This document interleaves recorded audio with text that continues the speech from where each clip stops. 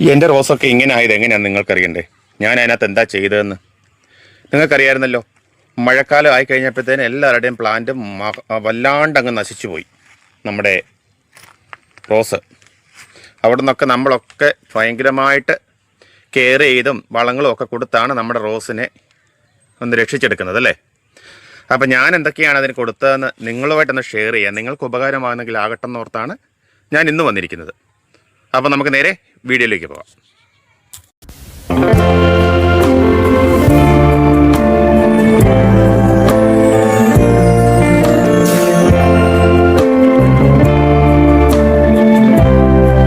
എല്ലാവർക്കും ഒരിക്കൽ കൂടി നമ്മൾ സ്വന്തം ആർസി ഗാർഡനിലേക്ക് സ്വാഗതം. ഞാൻ നിങ്ങളുടെ ചന്ദ്രേഷ്. അപ്പം നമ്മൾ റോസിനെ രക്ഷിച്ചെടുക്കണ്ടേ? 1 രൂപ കാശ് ചെലവില്ലാതെ, ഒറ്റ ഒരു വെള്ളി നാണയം പോലും ചെലവില്ലാതെ നമുക്ക് നമ്മുടെ റോസിനെ രക്ഷിച്ചെടുക്കാം. അതെന്താണ് എങ്ങനെയാണെന്നൊക്കെയാണ് ഞാനിന്ന് പറയുന്നത്. അപ്പം നിങ്ങൾ ആലോചിക്കും, ഇവന് രാവിലെ കുറെ കാടും പടലും ഒക്കെ ആയിട്ട് എന്തിനാണ് ഇവിടെ വന്ന് നിൽക്കുന്നത്? വട്ടായോ? ഒന്ന് ചൂടല്ലേ? വട്ടല്ല കേട്ടോ, ഇതൊക്കെ നമ്മുടെ ചെടികൾക്ക് അത്യാവശ്യം വേണ്ട സാധനമാണ്. ഇതെന്താണെന്ന് മനസ്സിലായോ? ഇത് നമ്മുടെ ശീമക്കൊന്നയുടെ ഇലയാണ്. അതായത് വേലിപ്പത്തല് എന്നൊക്കെ പറയല്ലേ, ആ ഒരു സാധനമാണ് ഇത്. ഇതെടുത്തപ്പോഴേ എല്ലാവർക്കും മനസ്സിലായി കാണും. ഇത് നമ്മുടെ കറ്റാർ വാഴ. ഇത് രണ്ടും കൂടെ മിക്സ് ചെയ്താണ് നമ്മൾ ഇന്ന് നമ്മുടെ റോസിന് കൊടുക്കുന്നത്. എൻ്റെ റോസ് നേരത്തെ ഞാൻ കാണിച്ചപ്പോൾ നിങ്ങൾ കണ്ടു കാണുമല്ലോ, എല്ലാം നല്ല ഒരു വേര് പോലെ അല്ലെ നാര് പോലെയൊക്കെ ഇരുന്നതാണ്.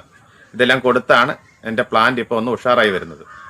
അപ്പോൾ നമുക്ക് ആദ്യം തന്നെ ചെയ്യേണ്ടതെന്ന് വെച്ചാൽ ഇതിൻ്റെ ഈ ഇല മാത്രം ഇങ്ങനെ ഊരിയെടുക്കണം. ഇല മാത്രം മതി കേട്ടോ, വേറെ നമുക്ക് തണ്ടൊന്നും എടുക്കണ്ട. ഈ ഇല നമ്മുടെ ആവശ്യത്തിന്, അതായത് എന്തിനു വേണ്ടി പ്ലാന്റ് ഉണ്ടോ അതനുസരിച്ച് നിങ്ങൾ എടുക്കുക.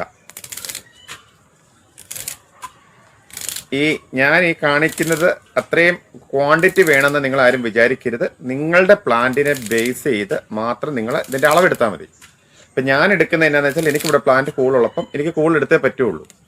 ഇപ്പം ചിലർ ഓർക്കും, അയ്യോ ഇത്രയും തന്നെ എടുക്കണോ, അത്രയും എടുത്തല്ലോ. അങ്ങനെ ഇല്ല കേട്ടോ. നമ്മുടെ പ്ലാന്റിനെ ബേസ് ചെയ്ത് മാത്രം നിങ്ങൾ ഇത് എടുത്താൽ മതി. ഞാനിപ്പോൾ ഈ ഒരു വലിയ തണ്ട് മാത്രമേ എടുക്കുന്നുള്ളൂ. ഇതിൻ്റെ ഇലയെല്ലാം നമ്മളിങ്ങനെ ഊരിയെടുക്കുക.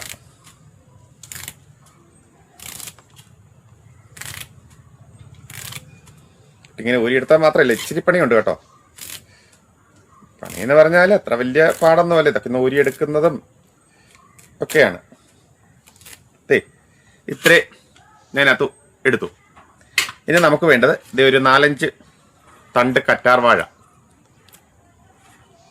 ഇത് ചെറുതായിട്ട് അരിഞ്ഞ് നമ്മൾ ഇതിനകത്തേക്ക് ഇടണം. അപ്പം ഞാൻ അരിയുന്നൊന്നും കാണിക്കുന്നില്ല. അത് കഴിഞ്ഞിട്ട് ഇതെല്ലാം കൂടെ മിക്സിയുടെ ജാറിലിട്ട് നന്നായിട്ടൊന്ന് അരച്ചെടുക്കണം. അത് ഞാൻ കാണിക്കുന്നില്ല, വെച്ചാൽ വീഡിയോ ലെങ്തി ആക്കണ്ടല്ലോ. അപ്പോൾ കാര്യം മനസ്സിലായല്ലോ. പത്തലിൻ്റെ ഇല നമ്മൾ ഊരിയെടുത്തു. കറ്റാർ വാഴ ഒരു 4-5 എണ്ണം ഞാൻ എൻ്റെ ആവശ്യത്തിന് ഞാൻ എടുത്ത്, നിങ്ങൾക്ക് ചെടി കുറവാണെങ്കിൽ ഒരെണ്ണം ഒക്കെ ആണെങ്കിലും മതി. എടുത്തിട്ട് ഇത് ചെറുതായിട്ട് അരിഞ്ഞ് മിക്സിയുടെ ജാറിലിട്ട് നന്നായിട്ട് ഒന്ന് അരച്ചെടുക്കുക. ഞാനതിൽ അരച്ചെടുത്തോണ്ട് വരാം. എന്നിട്ട് നമുക്ക് അടുത്ത പരിപാടി എന്താണെന്ന് ഞാൻ കാണിച്ചു തരാം. ഞാനേ ഇതങ്ങ് അരിഞ്ഞുകൊണ്ടിരുന്നപ്പോഴത്തേന് ഒന്ന് ചിലക്കുള്ള സംശയം തോന്നും, എങ്ങനെയാണ് അരിയുന്നത്, ഇത് എന്തിനാണ് അരിയുന്നതെന്ന്. ഇത് അരിയുന്നത് വേറൊന്നിനുമല്ല, നമ്മുടെ മിക്സിയുടെ ജാറിൽ കൊള്ളില്ല, അതിനു വേണ്ടിയിട്ടാണ് ഇത് അരിയുന്നത്. ഇനി ഇത് ചെറിയ കഷ്ണങ്ങളാക്കുക, അത്രയേ ഉള്ളൂ ഉദ്ദേശിക്കുന്നത്. ഇതിൻ്റെ സൈഡിലത്തെ ആ മുള്ളോ അതൊന്നും നമ്മൾ കളയണ്ട. അപ്പോൾ ഞാൻ ഓർത്തൊരു സംശയം ഉണ്ടാകേണ്ടെന്ന് ഓർത്താണ് ഞാനിത് പകുതി അരിഞ്ഞ് കഴിഞ്ഞപ്പോഴത്തേനാണ് ഓർത്തത് അതും കൂടെ ഒന്ന് കാണിച്ചേക്കാന്ന്. നമ്മളൊരു കാര്യം ചെയ്യുമ്പോൾ അത് പെർഫെക്റ്റ് ആയിരിക്കണമല്ലോ. ഇത് ഇങ്ങനെ ചെറിയ പീസായിട്ട് അരിയുക. അല്ലെങ്കിൽ നമ്മുടെ മിക്സിയുടെ ജാറിലിട്ട് ഇത് അരയ്ക്കാൻ പറ്റുകയില്ല. കഷ്ണം ഇച്ചിരി വലുതായിട്ടൊന്നും കുഴപ്പമില്ല. എന്നുവെച്ചാൽ ഈ രീതിയിലൊന്നും അറിയാമല്ലോ, മിക്സിയുടെ ജാറിലേക്ക് പോവില്ല.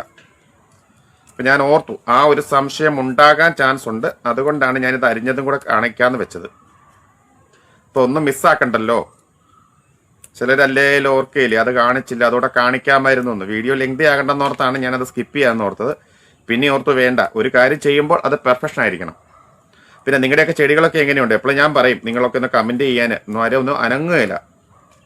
നിങ്ങൾ ഇതൊക്കെ ഞാൻ ഈ കൊടുക്കുന്ന വളം കൊടുത്തിട്ട് നിങ്ങൾക്ക് ഉപയോഗമുണ്ടോ, ഗുണമുണ്ടോ, അതോ ആരുടെയെങ്കിലും ചെടി പോയോ ഞാൻ പറഞ്ഞത് കേട്ട് ചെയ്തിട്ട്, എന്താണെങ്കിലും നിങ്ങളൊന്ന് കമൻറ്റ് ചെയ്യും. പിന്നെ ആദ്യമായിട്ട് നമ്മുടെ ഈ ചാനൽ കാണുന്നവർ ഒന്ന് സബ്സ്ക്രൈബ് ചെയ്ത് കൂടെ പോടണം കേട്ടോ, അത് മറന്നു പോകരുത്. ഇത് നല്ല രീതിയിൽ ഞാനിത് അരിഞ്ഞെടുത്തു. പിന്നെ നമുക്കിത് നന്നായിട്ടൊന്ന് അരയ്ക്കണം. മിക്സർ ജാറിലിട്ട് അരച്ചിട്ട് വേണം നമ്മുടെ അടുത്ത പരിപാടി. നമ്മൾ ഇതെല്ലാം അരച്ച് ഇവിടെ എടുത്ത് വെച്ചിട്ടുണ്ട്, കാണാമല്ലോ. ഇനി അടുത്തൊരു പരിപാടി ഇത് അരിക്കുക എന്നുള്ളതാണ്. പിന്നെ പണ്ട് ഞാനൊരു ചെറിയൊരു അരിപ്പ കാണിച്ചപ്പോൾ പറഞ്ഞു, നിങ്ങൾ ഇങ്ങനെ ചെയ്യുന്നവരാണെങ്കിൽ വലിയൊരു അരിപ്പ എടുത്തതിനെന്ന്.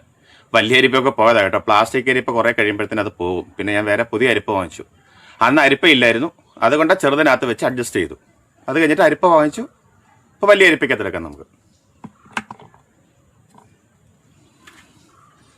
ഇച്ചിരി ഇച്ചിരി ഒഴിച്ചു കൊടുത്ത് നമുക്കത് അരിച്ചെടുക്കണം.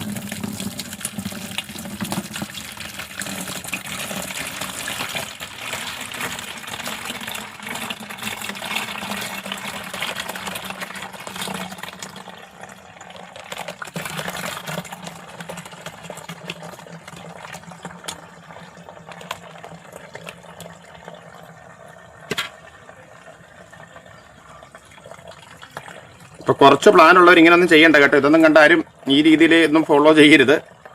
പ്ലാന്റ് കൂടുതലുള്ളത് കൊണ്ടാണ് ഈ ഒരു പണിയൊക്കെ ഞാൻ കാണിക്കുന്നത്. പ്ലാന്റ് കുറവുള്ളവർ അതനുസരിച്ച് ചെയ്യുക.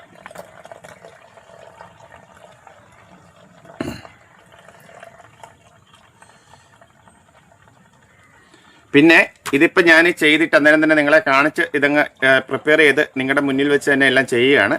പിന്നെ ഒരു കാര്യം പറയാം, ഇത് നമുക്ക് ഒരു ദിവസം അരിക്കാതെ ഇത് അരച്ചിട്ട് അതുപോലെ തന്നെ വെക്കുക. ഒരു ദിവസമോ 2 ദിവസമോ അങ്ങനെ റെസ്റ്റ് ചെയ്യാൻ വെച്ചതിന് ശേഷം കൊടുക്കുന്ന കുറച്ചുകൂടെ എഫക്റ്റ് ആയിരിക്കും കേട്ടോ. ഇങ്ങനെ കൊടുത്താൽ എഫക്റ്റ് കുറവൊന്നുമില്ല, പക്ഷെ അതാണ് കുറച്ചുകൂടെ നല്ലതായിരിക്കും. ഞാൻ ആ ഈ രീതിയൊക്കെ ഫോളോ ചെയ്യുന്നുണ്ട്. നമ്മുടെ അന്നേരത്തെ എളുപ്പം എന്താണെന്ന് വെച്ചാൽ ആ രീതിയിലാണ് നമ്മൾ ഓരോ കാര്യങ്ങളും. അത് നിങ്ങൾക്കറിയാമല്ലോ, എളുപ്പ വഴി ഫോളോ ചെയ്യുന്ന ഒരാളാണ് ഞാൻ.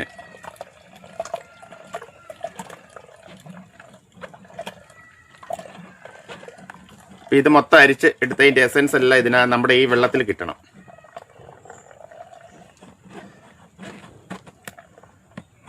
ഇനി ഇത് കളയണ്ട കേട്ടോ. ഇതിൻ്റെ പിച്ചടിലേക്ക് വെള്ളം ഒഴിച്ചു വെക്കുക, വീണ്ടും നമുക്ക് കൊടുക്കാം.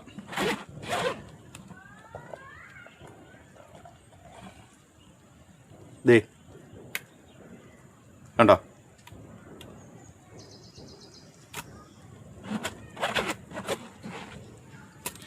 നമുക്ക് ഇത് ഒരു എത്രയാ 1/4 ബക്കറ്റ് കിട്ടിയിട്ടുണ്ട്. ഇനി ഇത് നിറച്ച് വെള്ളം ഒഴിക്കണം. അപ്പോൾ ഒരു 1/4 ബക്കറ്റ്, അതായത് 1 ലിറ്റർ ആണെങ്കിൽ ഒരു 8 ലിറ്ററോളം വെള്ളം ഒഴിച്ച് ഡയലൂട്ട് ചെയ്യുക. ഇപ്പം ഞാൻ ഈ 1/4 ലിറ്ററിനകത്തേക്ക് നിറച്ച് വെള്ളം ഒഴിച്ചാണ് നമ്മുടെ പ്ലാന്റിന് കൊടുക്കുന്നത്. ഇപ്പോൾ എനിക്ക് അതിനുള്ള പ്ലാന്റേ ഉള്ളൂ. ഇതെങ്ങനെയാണ് കൊടുക്കുന്നതെന്ന് കൂടെ കാണണ്ടേ, നമുക്കതുകൂടെ നോക്കാം. കണ്ടോ, കാണാൻ പറ്റില്ല. ആദ്യം ഇപ്പം കണ്ടോ, ഇത്രയേ ഉള്ളൂ കേട്ടോ. ഒന്നുകൂടെ ഞാൻ കാണിക്കാം. ഞാൻ നിങ്ങളെ കാണിക്കണം എന്ന് ഓർത്തായിരുന്ന അളവ്, പക്ഷേ അത് റെക്കോർഡായില്ല കേട്ടോ.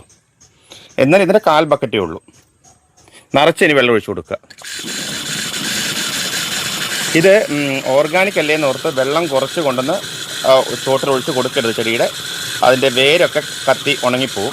അതുകൊണ്ട് നന്നായിട്ട് നേർപ്പിച്ച് ഞാൻ ആ പറഞ്ഞ റേഷ്യോയിൽ നിങ്ങളിത് കൊടുക്കാവുള്ളൂ കേട്ടോ. അപ്പോൾ നല്ല രീതിയിൽ വെള്ളം അങ്ങോട്ട് നിറച്ച് കഴിഞ്ഞിട്ട് നമുക്ക് ചെടിക്ക് കൊടുക്കാം. ഇതെങ്ങനെ കൊടുക്കുന്നതെന്ന് കാണിക്കാം. അതിലിതേ പതയെല്ലാം ഞാൻ കളഞ്ഞു. നേരത്തെ വെള്ളം ഒഴിച്ചുകൊണ്ടിരുന്നപ്പോൾ പതഞ്ഞ് പൊങ്ങിയില്ലേ, ആ പതയെല്ലാം എടുത്ത് താഴെ കളഞ്ഞിട്ടുണ്ട്. കൈവച്ച് ഇങ്ങനെ കോരി മാറ്റിയാൽ മതി. എന്നിട്ട് വീണ്ടും നിറച്ച് അത് ആ പത വരുമ്പോഴത്തേനും ബക്കറ്റ് നിറയുകയല്ലോ, വെള്ളം പിന്നെയും വേണമല്ലോ. വീണ്ടും വെള്ളം ഒഴിച്ചു കൊടുക്കുക, അത് കറക്റ്റ് ആക്കുക, ബക്കറ്റ് ഫുള്ളാക്കുക. അതായത് നിങ്ങൾ എടുക്കുന്ന അളവും കറക്റ്റാക്കി എടുക്കുക. അതിനുശേഷം നമ്മുടെ പ്ലാന്റിൻ്റെ ചോട്ടിലേക്ക് ഇതുപോലെ ഓരോ കപ്പിലും അങ്ങ് ഒഴിച്ചു കൊടുക്കുക. ഇവിടേക്ക് ഒരു സുന്ദരിപ്പൂ വിരിഞ്ഞ് നിൽപ്പുണ്ട് കണ്ടോ.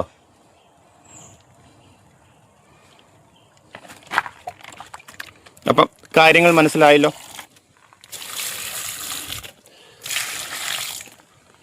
എല്ലാത്തിനും എല്ലാം നമ്മുടെ റോസിനും ഇതൊഴിച്ചു കൊടുക്കുക.